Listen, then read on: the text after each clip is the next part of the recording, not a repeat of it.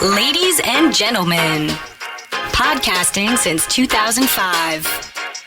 You're listening to Gamertag Radio with your hosts, podcaster Hall of Famer Danny Pena, the always opinionated Paris Lilly, and from outside of the norm, Peter Toledo.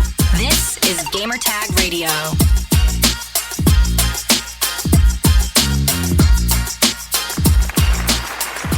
All right, welcome to Gamertag Radio, episode 1064. This is your host, Danny.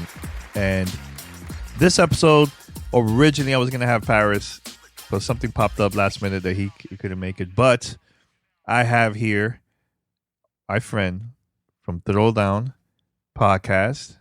We have Tony here, man. What's going on, Tony? What is going on, Danny, man? Thanks for having me on, and shout out to Paris. We're not going to blow up his spot, but he's doing something pretty cool today, so that'll be fun when that comes out. Yeah, definitely.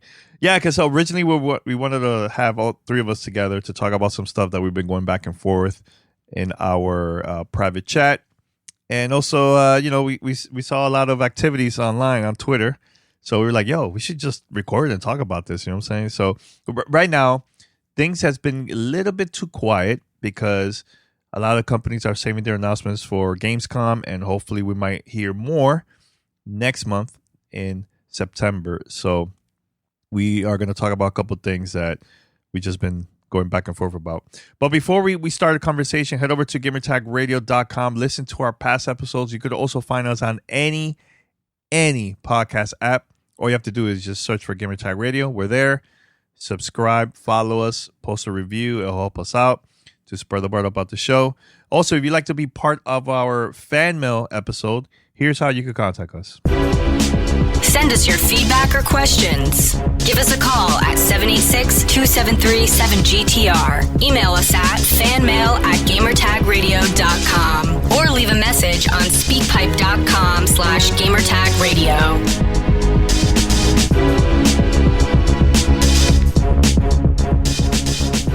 All right, so Tony, first of all, how's Throwdown? I know you make some changes.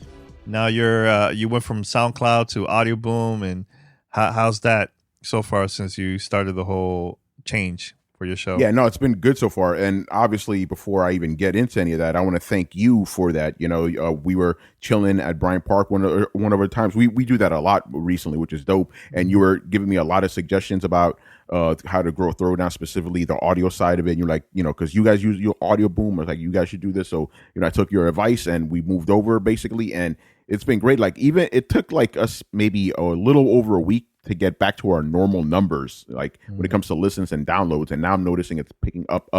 Like, we're already over 1,000 listens overall just for being here for 3 weeks. Yeah. And it's been really good, man, because now we're available on like literally any podcast app on the planet. I did some digging. There's even some apps that aren't like selectable on Audio Boom that we're on anyway, because, I guess once we're there, we get picked up by everything. But yeah, the big ones are, Apple iTunes, we got Spotify, we got Google Podcasts. Google Podcasts, that's another big one, so it's been great, man. So, publicly, I want to thank you for that, man. That's been a big help, brother. That's good. Yeah, the word of advice for any podcast, and I know, Tony, you probably don't know about this, but if you submit your show through Apple Podcasts, then you will be available on multiple apps that's not on Audio Boom. The reason is a lot of those apps, they pick up content, all the podcasts from the app of Apple Podcasts.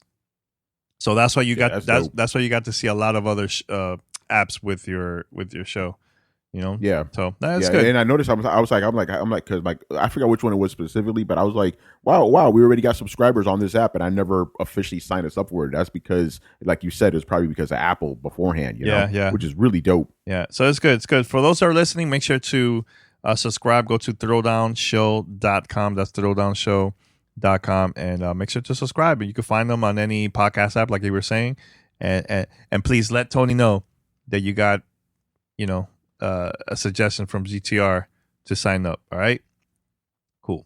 Yeah, please do. That'll be awesome. Yeah. I always love when I was like, yo, I'll be listening to Gamer Tag, and I decided to check you out. And now I'm a fan of Throwdown. I love that stuff. Yeah, you know? it's the And best. it's international too. You know, like my one of the newest guys I would talk to a lot. His name is Dumeke, right? Which is actually like a Maori saying, meaning too much, which is like a good thing. You know, it's like, oh, that's too much. You know, so I'm like, that's dope. We got New Zealand listening to us. I love that stuff, man. Yeah, definitely. All right, so Tony, so the conversation that we've been talking about now on our private chat and also Twitter is this is the question that I think it was an article from Forbes, and I think there's multiple articles about it too from other places.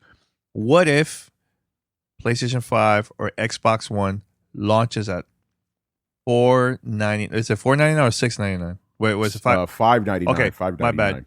$5.99 will be a disaster. Do you think people will still buy it? I mean, we were going back and forth about the whole thing. Now, the thing that I was telling Paris and you during our private conversation, I was like, look, is it going to be a disaster like it's over for the company? No. But I did say that there are going to be some hardcore fans, that are going to buy it no matter what, right? But I also said this, the majority of people, the majority of the gamers are not going to buy it at that price. They are going to wait until it's cheap. The reason why I say that is, you know, we could go back to the PlayStation 3 days when they launched. It was very expensive during that time. It was there was one version, the 20 gig version was $4.99. Then the 60 gig version that had all the bells and whistles was $5.99. Yeah, so it hurt Sony in the beginning, right?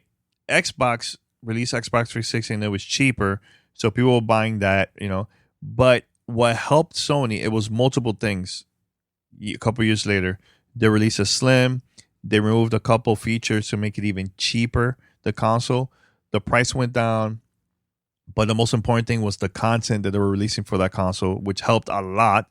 And PlayStation Plus, I think, helped out a lot because now you subscribe to PlayStation Plus, you get free games every month, 2 free games also.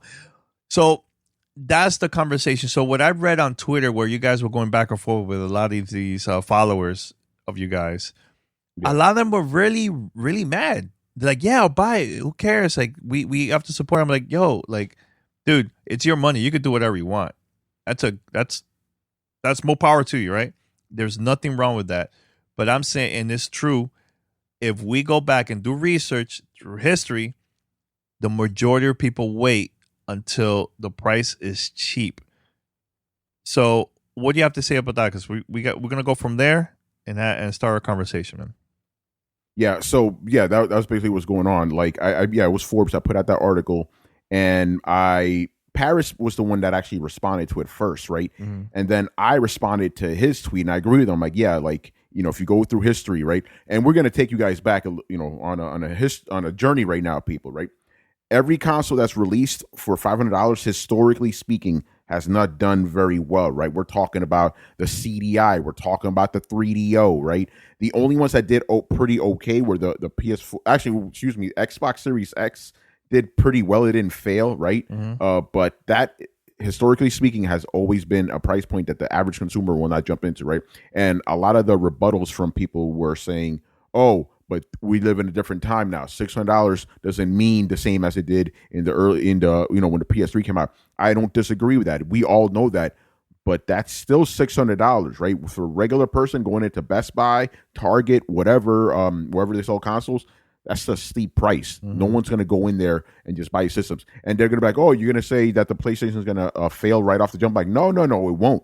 Just like with the PS3, right? That was a success in the first month or two, because obviously all the hardcore guys bought it. What happened after that? Mm-hmm. None of the regular consumers bought it. The PlayStation 3 didn't really start becoming a hit until it was $399 when that price dropped. Mm-hmm. You know, and again, that's you know, as Sony knows, man. Think about it like this: they put out the PS4 $399. They could have put out the PS4 Pro for $499. They didn't. $399 again, sold out. Right, that's the magic ticket right there, because that doesn't kill your wallet. Like, and here's the other thing: excuse me, because this frustrates me so much. People Yeah. love to compare consoles to cell phones like they're the same thing, right? They're like, oh, but people buy $1,000 cell phones. Why would they buy $600 console? I'm going to explain to you why, right? First of all, you don't need a console at all. Like, you don't need that for your entertainment. You don't need that for life. It's just a luxury, right? You need a cell phone in this day and age. You cannot really live without one. That is just a necessity. And most of the time, right? Actually, no, pretty much all the time. If you buy $1,000 cell phone, you pay for it $20 a month, right? Mm-hmm. With a console, till this day, correct me if I'm wrong out there, people. Till this day, people still buy consoles in one lump sum. So think about it. What's easier to swallow? $20 a month or $600 right there on the spot, right? Again, this is for the average person. That's a lot of money. They're not going to do that. So if they go to the store this fall, they're going to buy the cheaper console. That's just how it is. And Danny, like you said, you're right. There were other factors that helped the PlayStation 3 down the line, right? But you cannot say that price didn't hurt it, because it definitely did. And history will repeat itself. And I do want to add that article was just speculative. I do not believe those are going to be the prices of either console. Microsoft and Sony would be insane to go beyond $499. And here's the other thing, Danny. These guys are forgetting something very important that's happening in the world. The whole COVID thing. Yeah. Like, that's not a factor, right? People have lost their jobs or they're taking pay cuts. Things are not easy right now.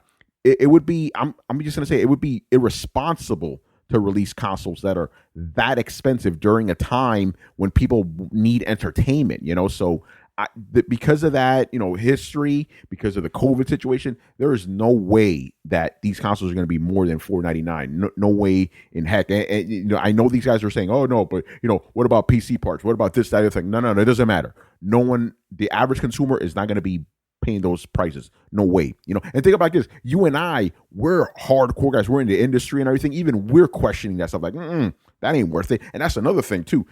Why are you buying these consoles at launch, right? What's the game that's going to get you to buy these consoles? We've talked about this before on a previous episode when you and I did together, right? Mm-hmm. There's nothing really coming out. So that's even less incentive to spend that kind of money, So, but it's just very frustrating to see people out there just like dismissing, like, $600, that ain't nothing. I could afford it. It's like, no, it's not just about you, bro. Yes, you can afford it. The average person, even if they can't afford it, they're not going to do it anyway because they have other priorities to take care of. Mm-hmm. There's a couple things there. We're not saying that if you buy the console, that's a bad thing. You could do whatever you want. Me personally, Tony, and I mentioned this to Paris, I am one of those hardcore people that I just love new tech. So yeah, I'll go and buy it because that's me, right? But let's say I was not a journalist. I was just there, like, I don't have a lot of money. I probably will wait and continue playing my Xbox One until I have the money, or maybe I'll wait until the right content that comes out. The thing is that people shouldn't be taking it personal if we have these type of opinions, because I think a lot of us said the same thing when the PlayStation 4 and the Xbox One was launching back in 2013, that we could wait. And I waited for the PlayStation 3. PlayStation 4, I waited until Infamous came out, Second Son. And that's when I bought a PlayStation 4. So, it's okay to wait. It's not going anywhere. It's going to be in stores. It's going to be fine, but that's one. Two, I know you said about PC parts. Dude, that's like a very small minority of people that actually spends a lot of money to upgrade their PC. It's not the majority. Again, the majority of people will go to Best Buy without buying PC parts. They just buy a PC. They don't even look at the specs. They're like, oh, it's a good computer. Okay, I'll buy that. Am I right, Tony? A lot of people will do that and go to the store and buy it. Actually, my cousin, her son, his birthday was a couple weeks ago. She hit me up. Hey, Danny, can you recommend me any like PC? I was gonna give her some sites for them to build and everything. They couldn't take it anymore. They went to Best Buy and they just bought a PC there. I don't know what type they bought, but and I think they cost them like $1,000 something. So yeah. Again, I used to do that too back in the day. Like, because I build my PCs now, or rather, I select my parts and have somebody build it for me. But I used to do that too. Just go to the store, like, okay, what's a good PC? Buy it, and that's it. And that's average person. That's what they do. The average person doesn't want to deal with a lot of hassle. They just want to go into a store, select whatever they want, pay their money, and leave, and that's it. Mm-hmm. Yeah, and that's not, it's not a bad thing at all. We just giving our opinion because, like you said, it is the truth. People are not going to buy a console if it's too expensive. They're just going to wait. Now, if the digital version of the PlayStation 5 and Xbox Series S, if that's going to be cheap, the majority of people are going to buy that more than the most expensive ones. It's a fact. That's going to happen because it's cheap. Parents, when they go to the store, they're going to look for the hot new thing and whatever is cheap. They're not going to buy the most expensive thing. They're not going to do that. Not going to do that. And people also have to understand about that. It's not, and for the love of God, do not take that personal because it's the truth. It's a business, and it's been happening since the beginning of the whole video game. Like when they first launched back in the days, people will buy the cheap one. You know when I got an Atari 2600, Tony? You were never going to guess. The Atari 2600 was going out of business, and they were selling it for $50 per console. My grandmother bought 3 consoles, one for me, one for my one cousin, and the other one for another cousin of mine. That's how we got an Atari. I got the Atari, then Nintendo came out, and I wanted a Nintendo. And I remember my mom looked at it. She looked at the price. Nah, we're not going to buy that. You already have a console. I'm like, no. You know what I'm saying? So that's a perfect example. $50 or $2.99 in the 80s. Which one you will go as a parent? You're going to go. Yeah, of course you're going to go for $50. Exactly. They don't care about the specs and graphics. They don't care about that back in the days. You know what I'm saying? So just want to mention that very quick. But actually, I do want to throw this in because you made me aware of this, right? Yeah. I didn't know that the Nintendo, we're talking about the original Nintendo Entertainment System, sold more than the Super Nintendo. Yeah. And just like you said, why? Because that system was cheaper than the Super Nintendo. Yeah. Yeah. I mean, when it first launched, it was expensive, but they also started selling it for cheap. And what helped Nintendo was the bundle, having Super Mario Brothers and Dunk Hunt with the gun and the controller all in there. That sold more than the version that they came out back in the days with the robot and everything, man. You know what I'm saying? So, yeah, the original Nintendos outsold Super Nintendo. Super Nintendo, I think, was like number 4, something like that, or number 3. I think it's fourth console most sold. Yeah, insane, man, insane. Yeah, that's crazy. Yeah, man. So, Tony, I mean, what else from this conversation you think it stood out to you about the price and everything that you felt like, man, I got to talk about this? Yeah, it was just basically, what I said before. It's like, it's just weird to me and frustrating that these guys, you know what it is, and I could understand it. Like, when you're a hardcore gamer, core gamer, whatever you want to call it, you live in a kind of bubble. You only really talk to other people that are like you, right? So you start to believe that that's how the larger gaming world is, right? But the fact is that we are actually in the minority when it comes to like the hardcore games. We're the guys that buy the games on day one. We buy the systems on day one. We do all that stuff, right? That is not the majority of people. The majority of people are just regular people who just sometimes play games. They like to have a console around. Oh, I heard PlayStation's good. I'll buy that. Oh, Xbox is good. I'll buy that. They're not really thinking too hard about it, Those are the people that ultimately make games successful. I'm talking about everything. Think of what are the most top-selling games every year, right? Sports games, right? Yeah. Guys like us, we don't really mess with them that much like some of these other guys do, but those are the games that sell the most, right? And I do want to say to everybody listening, if you're like me and Danny, please look outside of your gaming bubble and look at the wider world, right? Look how big mobile games are.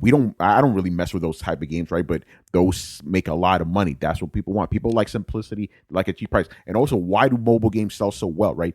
Either they cost you $1 or they're free.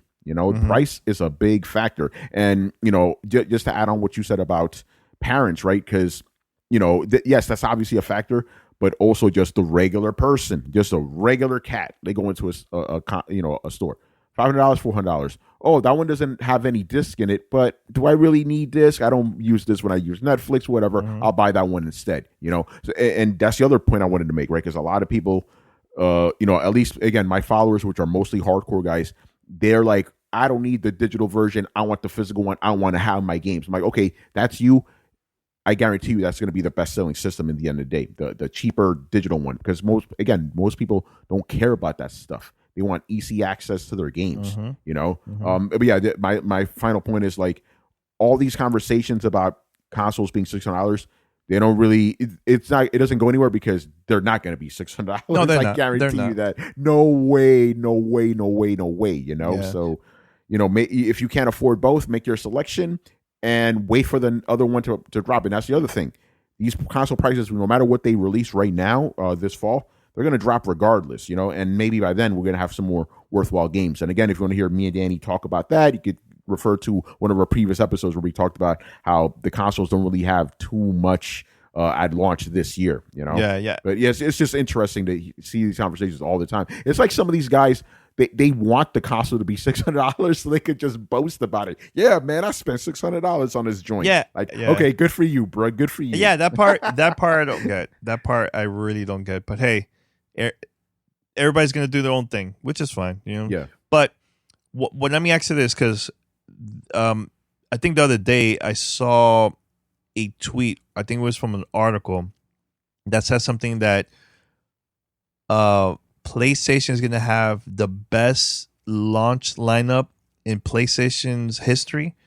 Now, is that just a PR thing, or do you actually think they're going to have the best launch lineup for PlayStation ever? Because if we go back in history, the console, every time the console launches, it's not that great, the launch titles at all. Every single PlayStation launch has been kind of weak. So what makes this one better than the previous ones? Is it because they're going to have multiple games or what? Yeah, I mean, okay, here's the funny thing, because when I saw the headline, that's how I originally interpreted it, as PlayStation 5 is going to have the best launch lineup. But then when I read the article, it didn't actually say that, Danny. You know what it said? It said PlayStation 5 is going to have the best lineup. So they're talking about the whole lifetime of the system. Right? Oh, the whole lifetime. So why people made it seem like it was just a launch lineup? I don't know why they did that, but when you read it, they said the whole lineup, but it still doesn't take away from the fact that I still think, because I said this on Twitter and I got a lot of heat for it, right? Yeah. I still believe whether you say that about the launch lineup or lineup overall, you can't be saying that at this point in time. So to answer your question, yes, I do think it's PR talk. Like I don't want to hear you say it. I want you to show it to me. And it is too early. The system isn't even out yet, and you're already boasting that. It's like, yes, I understand you guys are going to have games like Horizon 2. I keep forgetting the name of the game. Forbidden West, I believe. You're going to have a God of War. You're probably going to have another Uncharted. You're probably going to have another Last of Us. Yes, those games are going to come. That's fantastic. But at this stage, you shouldn't be saying stuff like that. And maybe it's just a personal thing, Danny. I don't like when companies do that. I understand you want to boast about your system. You want to make it look great or whatever. But we all know that may not come true. The PlayStation 5 may have the worst lineup ever. We don't know that. So I just have a personal thing against it. I remember when Xbox did some similar. It's like the greatest game lineup or something, which was 2015. Oh, yes, I remember when that. they had, remember that? I'm like, that irked me too. I'm like, don't say stuff like that, guys, because it's going to come back to bite you. Yeah, Yeah. I mean, it's all PR marketing stuff. So I get it. I get it. Now, perfect example, when Halo Infinite was announced, it got delayed. What was the first thing that Microsoft did the next day? Once they announced it, they said, we're going to have over 1,000 games or whatever, playable, biggest launch lineup ever in the history of Xbox. Like, it's PR stuff. It's PR marketing. It's not a bad thing. Yeah. But it is what it is. That's how a lot of these companies do that to promote their products. Because they could say that, they could actually say that they have the backup. Like, hey, look, this is all the games that we have available. So technically, it is kind of true. It's just, I feel like it's kind of exaggerated the way how they say it. Yeah. You know what I'm saying? Yeah. So and then my thing is like, because again, since you and I, have been doing this forever, right? We know what PR talk is and we don't, right? And I think a lot of our listeners know too. But the thing is, there are some people out there that take these words so literally. Yeah. It's like they don't take it for what it is. It's just PR talk, and that's the main reason I don't like that, because I know that dudes are gonna run wild with it. Mm-hmm. No, it's true. It's funny, man. But no, it's like, again, we're too early. Not early. We're not even at the launch yet. We're not there yet. So just to say that type of stuff is just really weird, And it's like, bro, show me the games, because even for this fall, you're not impressing me. No, Miles Morales is not a reason to get a PS5. Yo, by the way, I've been getting so much heat because of that. About what? Like, people, because I'm not going to say critical, but I haven't been as enthusiastic about Miles Morales, because I'm calling it what it is. It's an expansion game that at least in my opinion, I think it was originally on PS4 and it just got jumped to be a PS5 because PS5 doesn't have anything, Mm-hmm. I'm just calling it as it is. I'm pretty sure the game's going to be fantastic. I'm going to play it. I'm pretty sure I'll get the platinum trophy. I'm going to go all out, but I'm calling the game what it is, But I've gotten a lot of people, like hating on me and stuff. I had to mute my own threads because, just like Paris has, like, yo, come on, guys. Like, this isn't a reason to be excited for this system, as far as I'm concerned. Something like Ratchet and Clank, I think, is because that actually introduces a mechanic you can't do with this generation, a whole like space ripping mechanic and stuff where you're jumping around and stuff. I'm like, okay, I haven't seen anything like that in the current gen. I realize that Spider-Man has some like dual sense features, which is dope, but like that's not a reason, man. I'm sorry, that is not a reason to buy potentially. Not potentially, it's probably gonna be because it's gonna be $500 for a $500 system. Nah.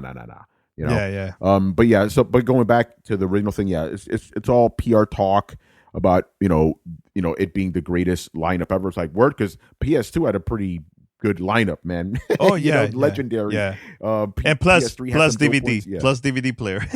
That's you're right about that. You can count all those movies in there, so it's like that's gonna be hard to top. So I again don't take those things with a grain of salt. People, don't take it too seriously, man. See, this is the thing, man. Like, what's up with both companies still quiet? Tony, have you ever seen a launch for any console in the history of games 2 months before it supposedly releases? There's never no price, no date, nothing yet. Right now, we're technically going to go to September and we still don't know the date or the price. So, yo, I'm glad you bring this up, man, because I'm going to do this now on GTR, right? We actually did talk about this on a recent episode Throwdown. Okay. It was actually during our questions podcast. One of the listeners just asked us, hey, when do you think they're going to announce the price? We had it because we have to keep going back to this because we all originally said, oh, they're going to launch them by August. August is over. It's done. So I'm going to say this right now on GTR. I think we're going to get the prices either in late September or, Danny, even early October.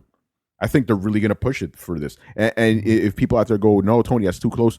The Switch didn't get its price announced until a little over a month before it came out. Mm-hmm. Yeah, I think they had. So it's possible. They had was it October? They had like the reveal, and then they released it. Was it like that? They released it in March. I don't know when the reveal was, but the console came out March of 2017, and they revealed the price, I think, in late January around, around that time. So it was very close, right? But again, here's my question to you now.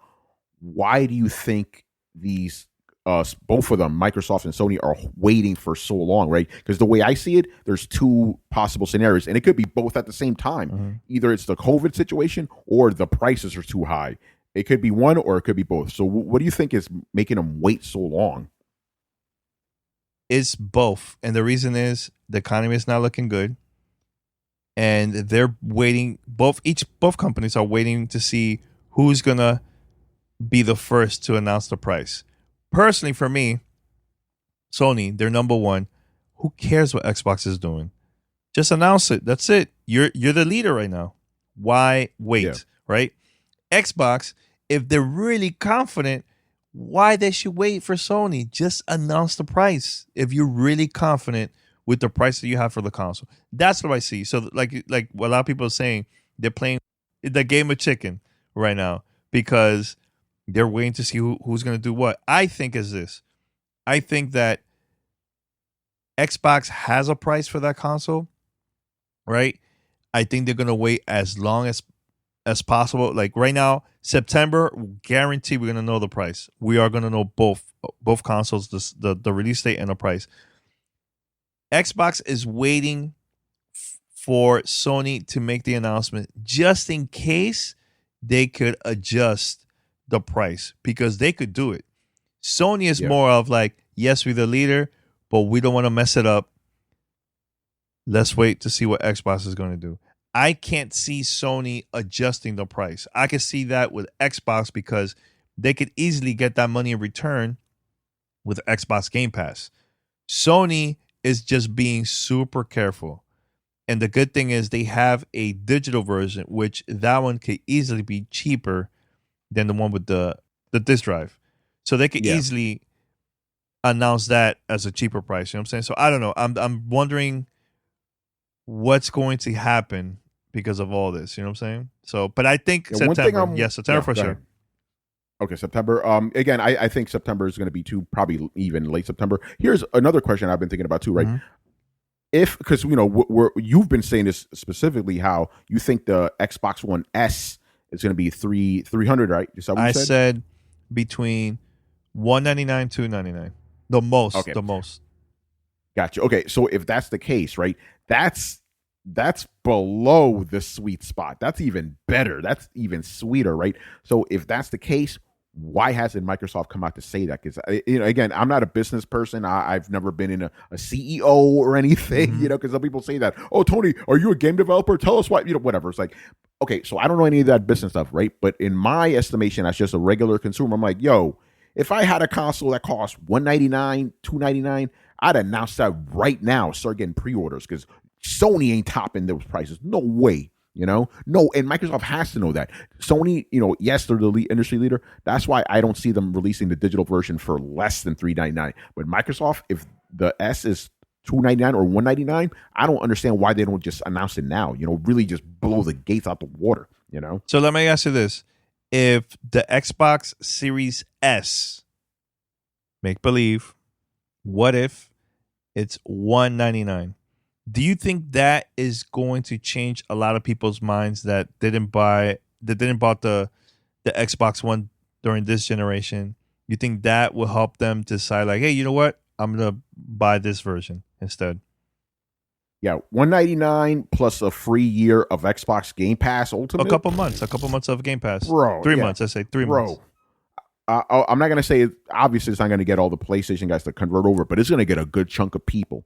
It's going to get a good chunk of people to be like, you know what?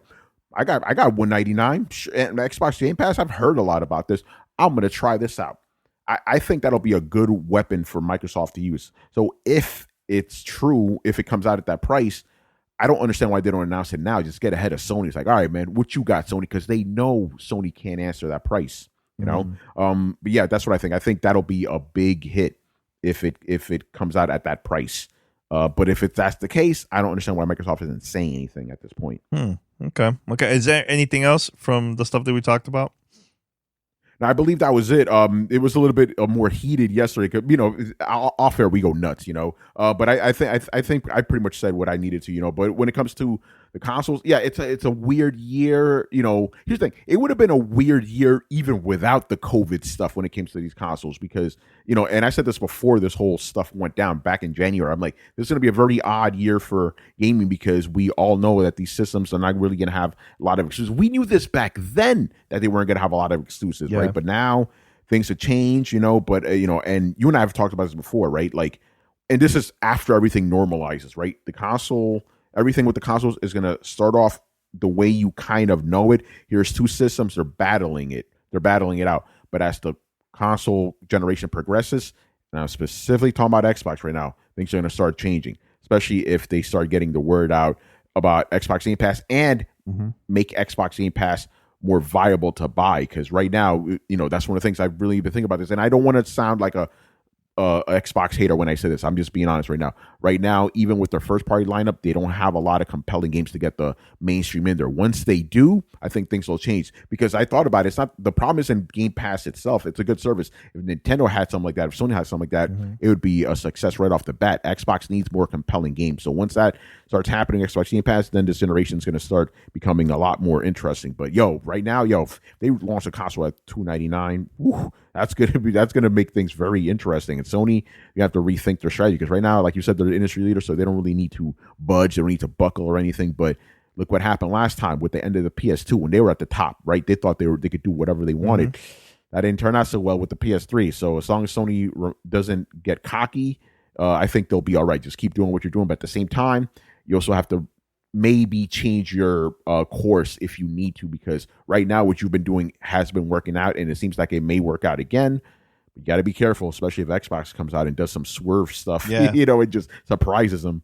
Well, here's one thing I have to say. The month of August, there's been a lot of games that's been coming out for Xbox that's also available on Xbox Game Pass that's been getting great reviews. So, for example, Grounded, not high reviews, but it's like people been talking about it. It went viral, for PC, Steam, console, Xbox, right? Then after that was Battletoads. Again, that was a game that there was people that liked it, some people that it was okay with it, didn't like it, mixed. But Flight Simulator, 10s everywhere, right? Great reviews. A lot of websites been talking about it nonstop, right? Tell Me Why comes out tomorrow by the time you listen to this, and most likely we'll see what happens if that's going to get high reviews or not.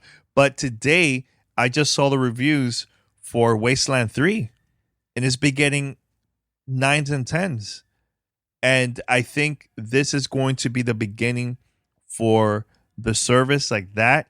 If Xbox could continue to start releasing content like that it doesn't have to be all AAA, because there's going to be a time that we're going to be playing AA games, indie games, AAA, and now the new one, what is it, 5A or?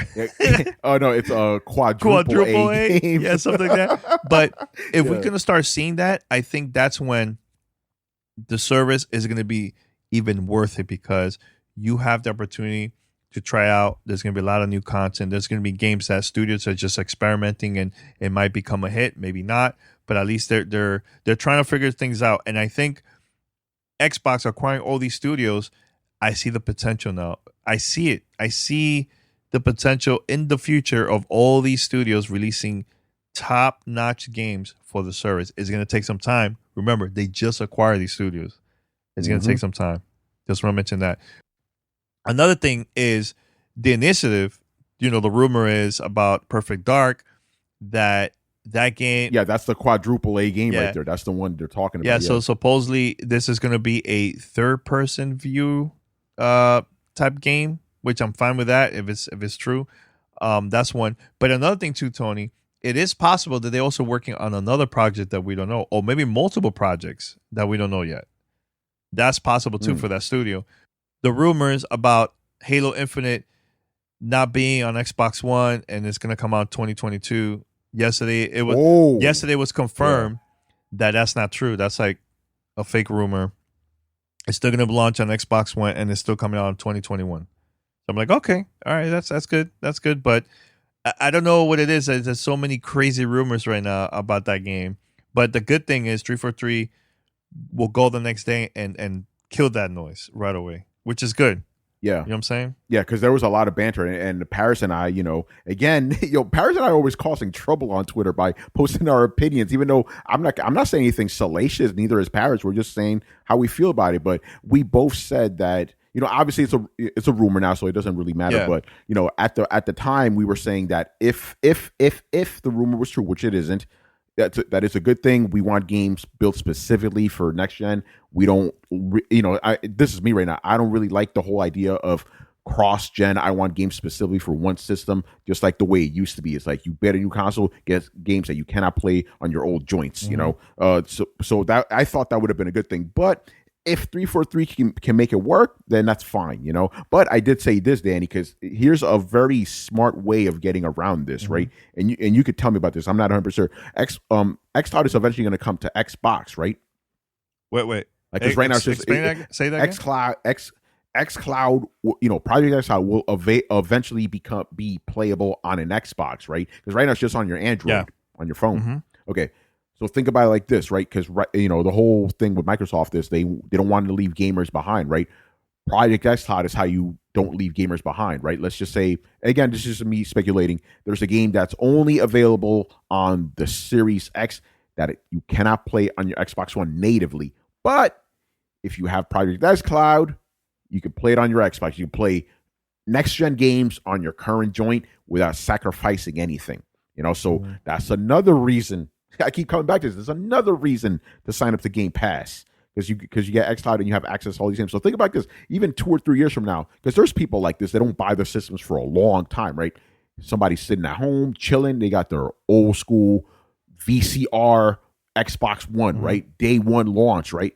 They're playing Halo Infinite 2 or something, because of Project X Cloud. So, that's another way of how they don't leave people behind. But you also don't hold developers back and you let them do what they need to with these new systems that are trying to make something that works on an old console natively. So I think that'll be a smart idea. But with Halo Infinite, no, we already squashed it. And you're right, I'm glad that 343 came out to just say it, because this would have just turned into craziness. It was just out for one day and it was already getting nuts. So I'm glad they got it in front of it, because this industry relies too much on rumors sometimes and it gets a little tiring. So definitely. Yeah, so definitely. I'm glad they squashed it. So yeah, what's your take on that, real quick, Danny? Where they, basically companies could just be like, you know what, we're not going to make this game available on Xbox One, but it'll be on Xbox Project X Cloud, and people could play it that way. What's your take on that? I like that theory, but the only thing where I disagree, unless they have that available for free for all Xbox One owners to stream that. Yeah. Because here's the thing. Right now, the only way you could play Project X Cloud for free is if you have Xbox Game Pass Ultimate. You don't have Ultimate, Project X Cloud is not free at all. You have to pay for that. Yeah. So that's the only reason why I disagree with you on that. Like, I could see Xbox adding that to the console where people could still play, get more subscribers. They could still do that. But I think if you have that game available for streaming and they don't have they don't have a Xbox Game Pass Ultimate, is a PR disaster, I think. You need it. You need this. You need to have Project X Cloud. You cannot just do it for free. That that's what I'm saying. I'm like, if you're an Xbox One owner and you have Xbox Game Pass Ultimate, which has Xbox Project X Cloud already embedded into it, you could play those games. I'm not saying that you could just play for free. Obviously not. But what about those that don't have it? They can't play the games. Simple as that. That's just how it is, man. That's the only problem. But I think the reason why Xbox wants to have the consoles plus Project X Cloud Mobile and every other device, people that signs to Xbox Game Pass, even PC, they want more people to be part of the service. So I think just having it only for next gen, it just doesn't make sense. The way how they're planning to release this game and have the multiplayer for free, they want as many people as possible part of the service for that game. Now, later in the future, when you see all these games that's coming out only for next gen, okay, I completely understand why they're doing it. By the way, breaking news. Uh-oh. This is breaking news right now because I'm looking at Twitter right now. So as we've been recording this, there is a Call of Duty Black Ops Cold War reveal. So here's this, Tony. Mm-hmm. Standard edition, $60. Cross-gen bundle, don't know what that means. I have to look at the press release, $70. And the Ultimate Edition, $80. It's coming out November 13th, which is insane. November is looking pretty insane. November 13th is the rumored release date for the PS5, by the way. Interesting. Yeah. November 6th is the rumored for Xbox Series X. Xbox. Yeah. So open beta coming soon. Multiplayer reveal September 9th. This also going to have campaign. It's going to take place Turkey, Vietnam, Soviet KGB, etc. East Berlin also. There's also a next generation, and I quote, next generation Call of Duty multiplayer, and also, of course, zombies.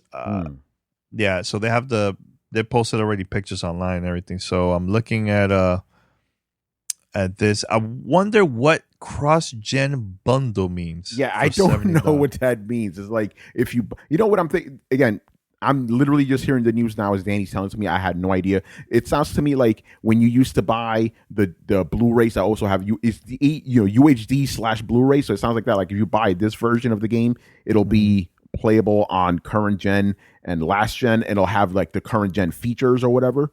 You know what I'm saying? Because I can imagine the $60 standard edition, right? You buy it on PlayStation 4, you could pop it into your PlayStation 5, and it'll run fine, right? But maybe that cross-gen edition, when you pop it into your PS5 or Xbox Series X, it'll have the upgraded textures and all that. So it could be that. This is just me speculating right now. I have no idea. But that's what the first thought that comes to mind, that it could be. Yeah, I'm waiting for Activision to send us a press release because I always get them from them right after the like events like this. Yeah. But I haven't received anything yet. Maybe later on today I'll get it from them. But yeah, man, we need to talk about this, man. I'm afraid of this whole cross-gen bundle. I'm afraid of about this, man. Yeah, that means there's no smart delivery. You have to pay $70 if you are planning to have it on your original console and to the new console. So that means that doesn't. I mean, I don't look right now. I'm just reading this on Twitter. I have no idea what this means, but let me search. I could edit this part, but let me search very quick. Cross-gen bundle. But right? Do you think that's what it is?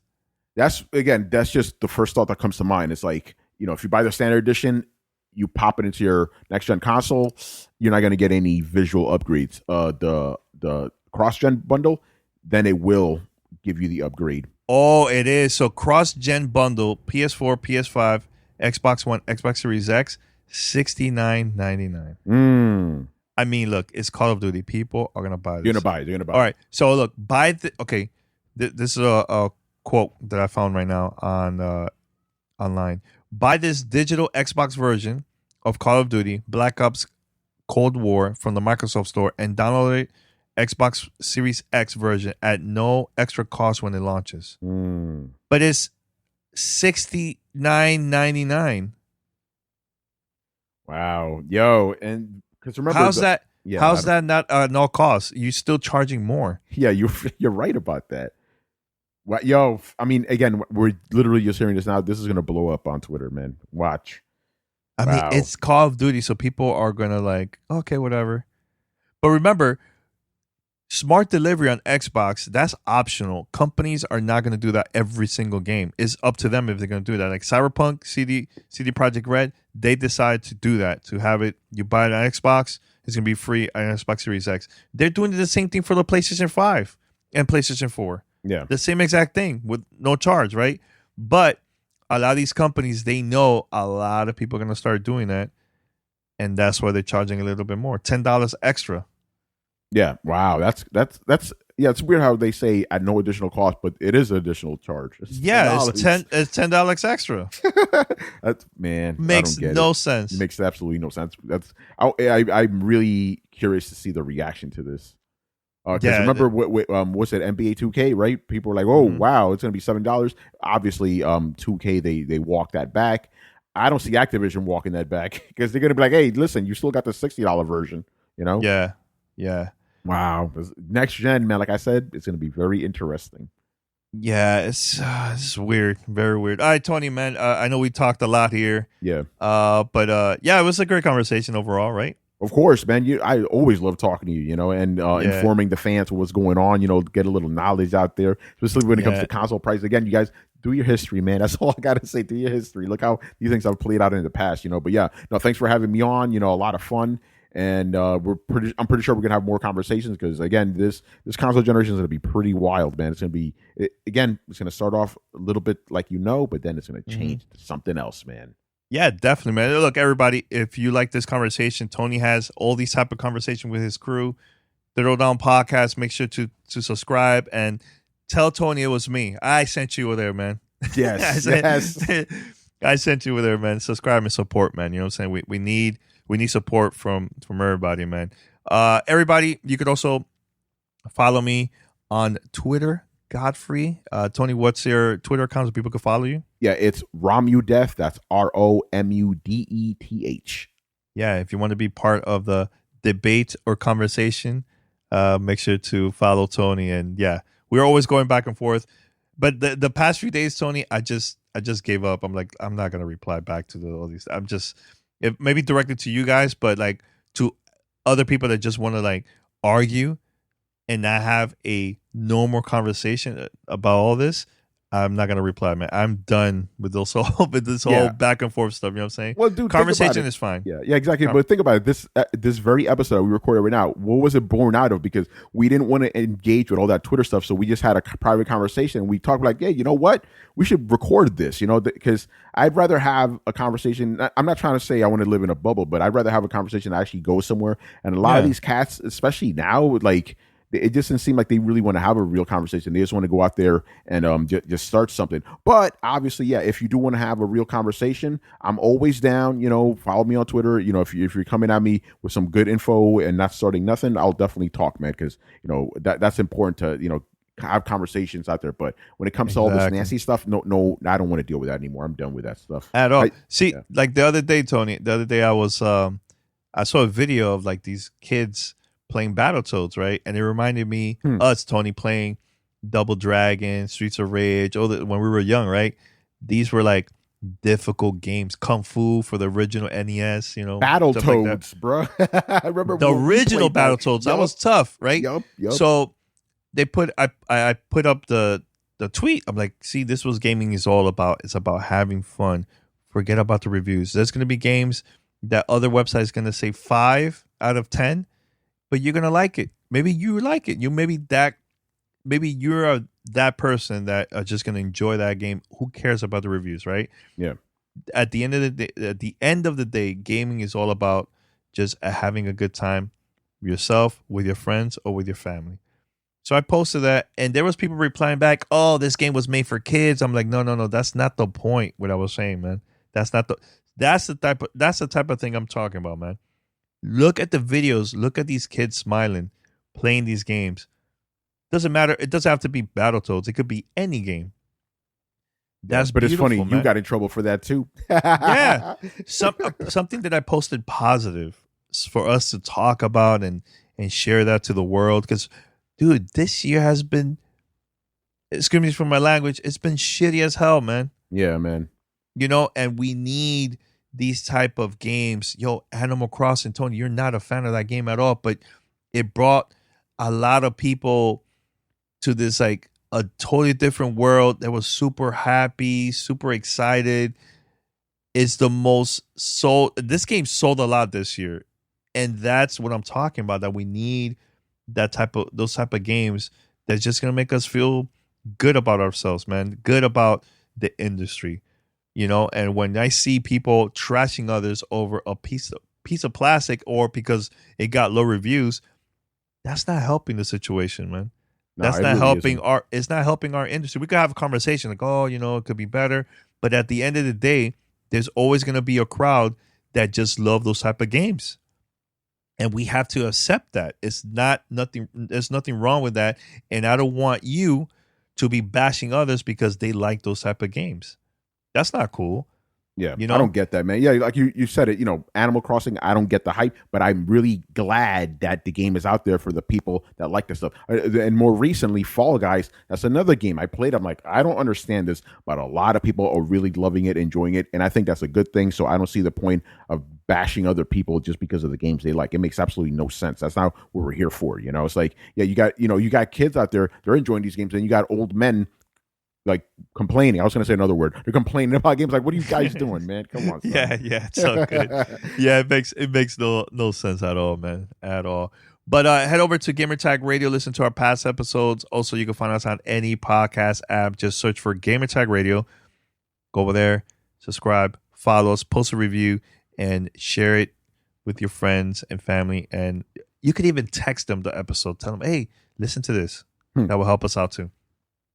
Also, if you'd like to be part of our fan mail discussion, if there's something you probably disagree with us here, send us an email, send us a voicemail. We'll continue the conversation. Maybe Tony will be on, maybe Tony will not, but I will continue the conversation for sure. Yes. All right. And here's how you can contact us. Send us your feedback or questions. Give us a call at 786-273-7GTR. Email us at fanmail@gamertagradio.com or leave a message on speakpipe.com/gamertagradio. All right, another thing too, shout out to the crew over there, Achievement Hunters at Rooster Teeth. I was on Keeping the Lights On Season 2 premiere. I was there and I talked a little bit about Gamertag Radio and about Next Gen. I also told them about my Xbox Series S theory about selling it without the controller. They were like, oh man, never thought about that. I'm like, hey, who knows? Might happen, might not, but hey, it's a cool theory. But shout out to Jack and the whole crew over there at Rooster Teeth, and it was a lot of fun recording that episode. All right, until next time, Tony, one more time, podcast, mention it one more time. All right, so you could check me out at Throwdown Show. We are literally on every podcast app out there. So whatever your favorite podcast app is, make sure you type in Throwdown Show. That's Throwdown Show, 2 words, and you're going to find us. And we're also on Twitch, Throwdown Show, and we're everywhere. Throwdown Show, Twitch, Twitter, Facebook, YouTube, Throwdown Show. You can find us. And again, you can find me over on Twitter at Romudeth. That's ROMUDETH. And if you look at my bio, you see links to all the places I write for. That's PC Mag and Laptop Mag. So, and obviously, if you want to have a conversation, civil conversation with me, people, hit me up, man. Let's talk. Definitely, man. All right, Tony, thanks a lot, man. You know, I love talking to you, man. Yeah, man, I love it. This is awesome. All right. Until next time. Peace. Thanks for listening to Gamertag Radio. Be sure to like us on Facebook and follow us on Twitter.